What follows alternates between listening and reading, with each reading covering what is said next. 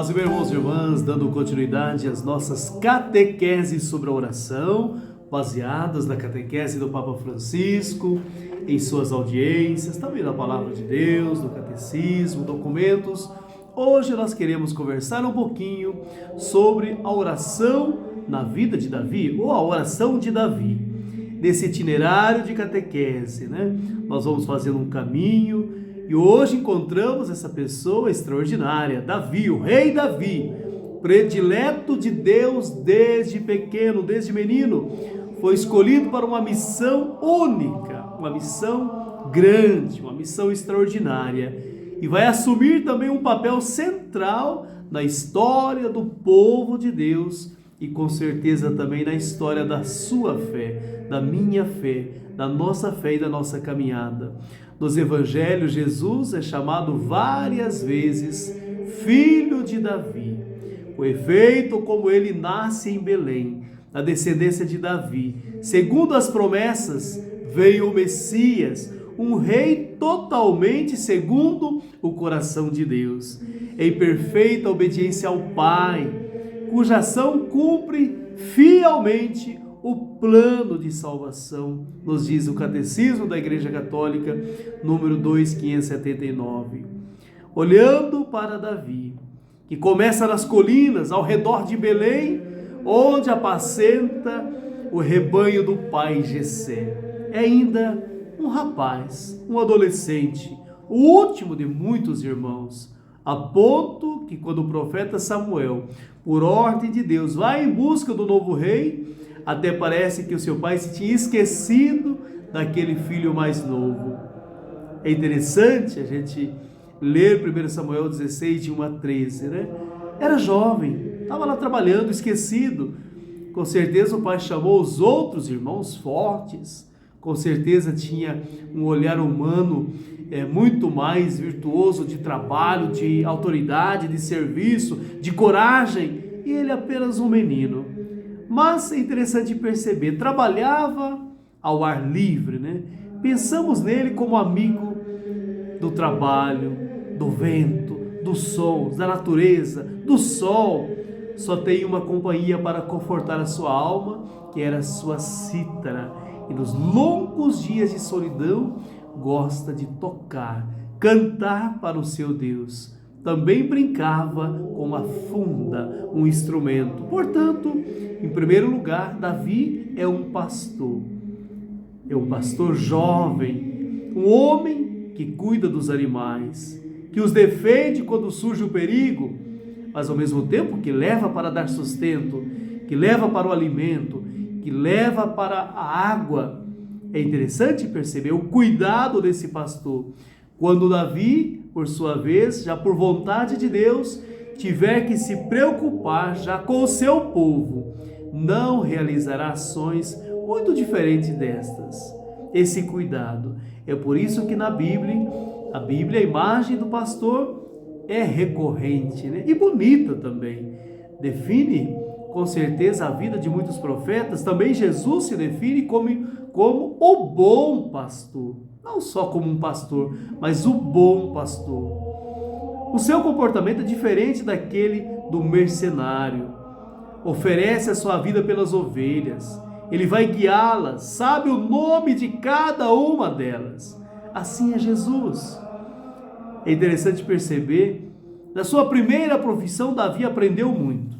Assim, quando o profeta Natã o repreenderá pelo seu gravíssimo pecado, Davi compreenderá imediatamente que tinha sido um mau pastor, que roubara do outro homem a única ovelha que ele amava, que já não era um servo humilde, mas um homem doente de poder, um caçador furtivo que mata, que saqueia, que tira aquilo que o outro tem, aquilo que tem de mais precioso. Mas aqui também um segundo traço característico presente na vocação de Davi é o espírito de poeta. Desta pequena observação, vamos deduzir que Davi não era um homem vulgar, como muitas vezes pode acontecer com indivíduos obrigados a viver prolongadamente, isolados da sociedade. Não, ao contrário, se torna uma pessoa sensível, que gosta do canto, que gosta da dança, que gosta da música. A cítara vai acompanhá-lo, na verdade, sempre, né? Acompanhará sempre, para elevar um hino de alegria a Deus, para expressar um lamento, ou para confessar o próprio pecado, ou para fazer uma petição, uma oração, sempre cantando com a sua cítara. O mundo que se apresenta aos seus olhos não é com certeza uma cena silenciosa. O seu olhar vai captar, né, por detrás desse desenrolar dos acontecimentos, um mistério muito maior. A oração nasce precisamente dali, da convicção de que a vida não é algo que passa por nós, mas um mistério surpreendente, que em nós suscita a poesia, a música, a gratidão, o louvor, a lamentação e a súplica. Quando a uma pessoa falta essa dimensão poética, digamos, quando lhe falta poesia, a sua alma vai ficar fragilizada, né? Colcheia, se assim a gente pode dizer. Portanto, segundo a tradição, Davi é o grande artífice dessa composição dos salmos. No início fazem frequentemente referência explícita ao rei de Israel e alguns dos acontecimentos mais ou menos nobres da sua vida. Portanto, Davi tem um sonho, ser um bom pastor. Às vezes conseguirá estar à altura dessa tarefa, outras não, mas o que importa no contexto da história da salvação é que ele representa a profecia de outro rei, do qual é apenas anúncio e prefiguração. É preciso olhar para Davi, fitemos o olhar, pensemos em Davi, santo e pecador, perseguido e perseguidor, vítima e carnífice, que é uma contradição. Davi era tudo isso ao mesmo tempo. E também nós, na nossa vida, temos traços frequentemente opostos na trama da vida. Todos os homens pecam muitas vezes por incoerência. Na vida de Davi existe apenas um fio condutor que confere unidade a tudo aquilo que aconteceu, a sua oração. Esta é a voz que nunca se apaga.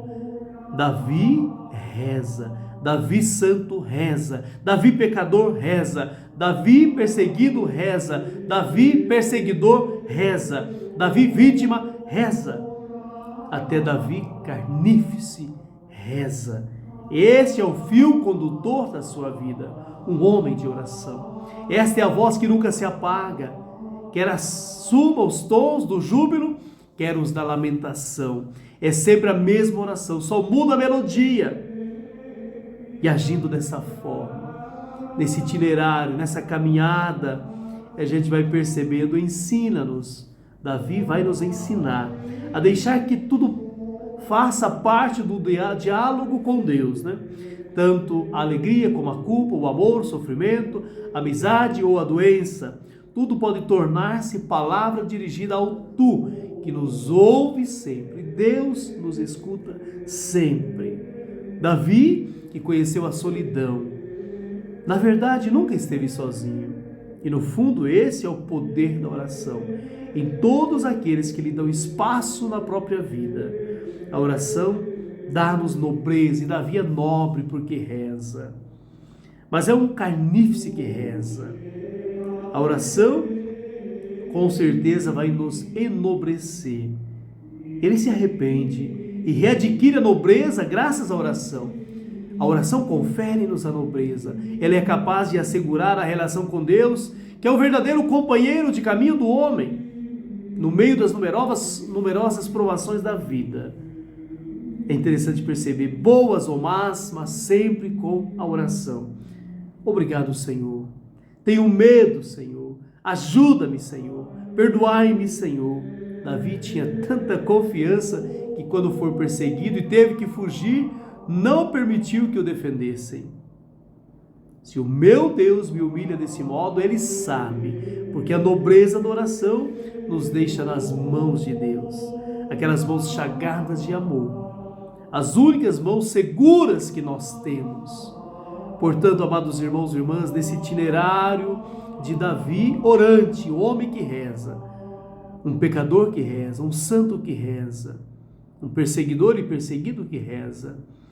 Aí nós olhamos para a nossa vida, muitas vezes muito parecido com isso também, cheio de pecado, cheio de malícia, cheio de malandragens, mas que rezamos, porque é o Senhor que acolhe a nossa oração. Paz e bem, Deus abençoe.